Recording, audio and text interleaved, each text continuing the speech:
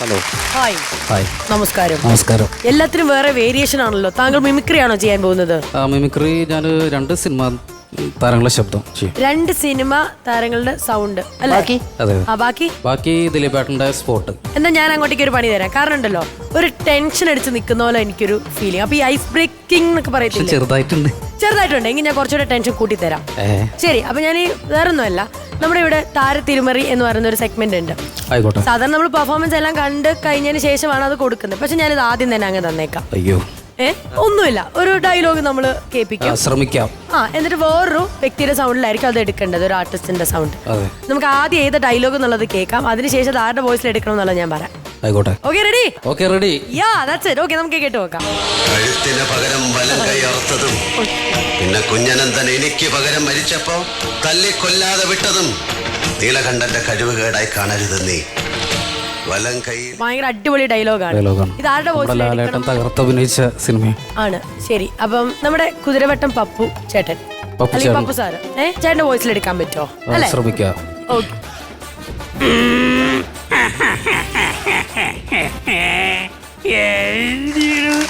കഴുത്തിന് പകരം വലം കൈയറുത്തതും പിന്നെ കുഞ്ഞനന്ത് എനിക്ക് പകരം മരിച്ചപ്പോ തന്നെ തല്ലി കൊല്ലാതെ വിട്ടതും അല്ല പണി ഏത് വഴിവാറോ.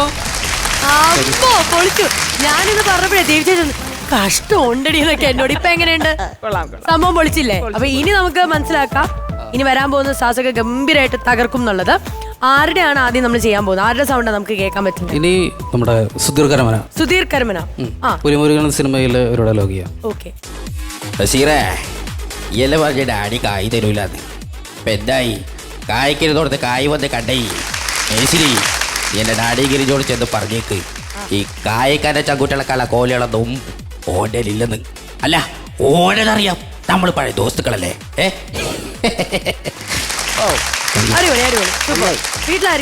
വീട്ടിൽ അച്ഛൻ, അമ്മ, പിന്നെ 2 പെങ്ങന്മാരാണ്. ചേച്ചി അനിയത്തി.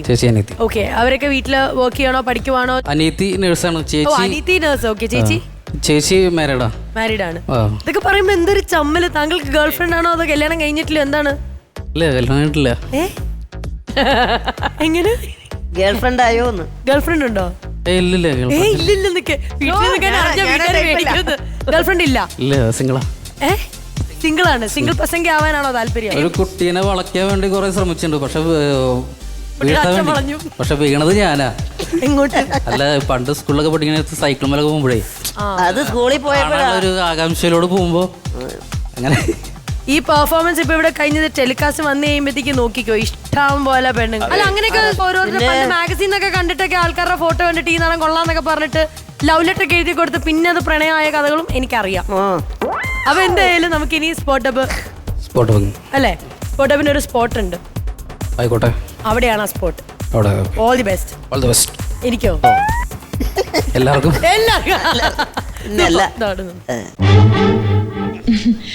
പൂജ കഴിഞ്ഞു കേട്ടോ. താങ്ക്സ്. ഒരു പരിചയം നിങ്ങൾ എനിക്ക് വേണ്ടി പ്രാർത്ഥിച്ചതിന് ഞാൻ താങ്ക്സ് പറഞ്ഞത്. താങ്ക്സ്. കണ്ണമലയുടെ കയ്യിൽ തന്നെ കൊടുക്കണം കേട്ടോ. ഈശ്വര, ആയിക്കോട്ടെ. നമ്മുടെ പേരെന്താ? മീനാക്ഷി. നമ്മുടെ പേരെന്താ? എന്റെ പേര് ശത്രു. Excuse me. 5 കാപ്പി അല്ല 5 കൊല്ലം. 5 കൊല്ലമായിട്ട് തന്നെ പുറകെ നടക്കുക. ഈ സമയം മെഡിസിന് പോയി ഞാനിപ്പോ ഡോക്ടറായനെ, LLBക്ക് പോയി ഞാനിപ്പോ വക്കീലായനെ, ജയിലിൽ പോയി ഞാനിപ്പോ റിലീസായനെ. എനിക്ക് ഈ കുട്ടിയെ കല്യാണം കഴിക്കണം, അല്ലാതെ വെറുതെ കഴിക്കില്ല. വരദാനായിട്ട് കൊടുത്ത ശബ്ദം ഒരു വിലയില്ലാണ്ട് നശിപ്പിക്കണം മരമണ്ടൻ. വേണ്ട സാർ, പടിസൊന്നും വേണ്ടതാ.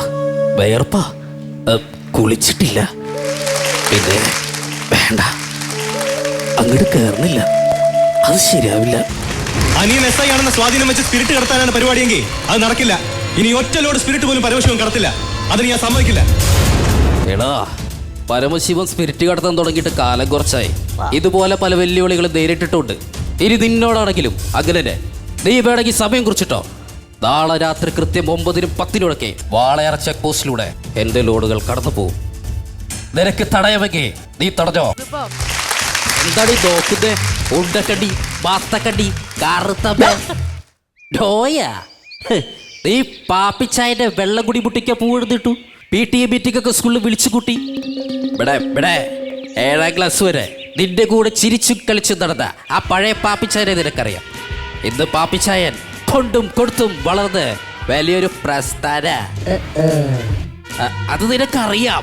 പക്ഷെ അത് അറിയത്തില്ല എന്ന് നീ കാണിക്കുന്ന നിന്റെ നാട്ടിടല്ലോ, അത് ഈ പാപ്പിച്ചായനോട് വേണ്ട. സൂപ്പർ സൂപ്പർ സൂപ്പർ, അടിപൊളിയായിരുന്നു.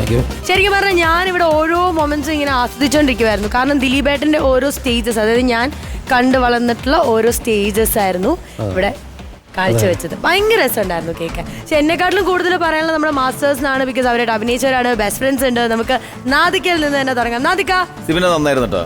സിബിന്റെ ആദ്യം സിബിൻ ചെയ്ത സ്റ്റാർസ് നന്നായിരുന്നു. പിന്നെ ദിലീപിന്റെ പല സിനിമയിലെ പല വർഷങ്ങളിലെ കഥാപാത്രങ്ങൾ, അതിൽ ചില ഈ ദിലീപ് മാത്രം ഉപയോഗിക്കുന്ന ചില കൊനിഷ്ഠ സാധനങ്ങളുണ്ട്. താങ്ക്സ്, പിന്നെ പിന്നെ വേറെ അങ്ങനെ അങ്ങനെ ഒന്ന് രണ്ട് സാധനങ്ങൾ, അതൊക്കെ പക്ക നല്ല അങ്ങനെ പറയരുത് കേട്ടോ.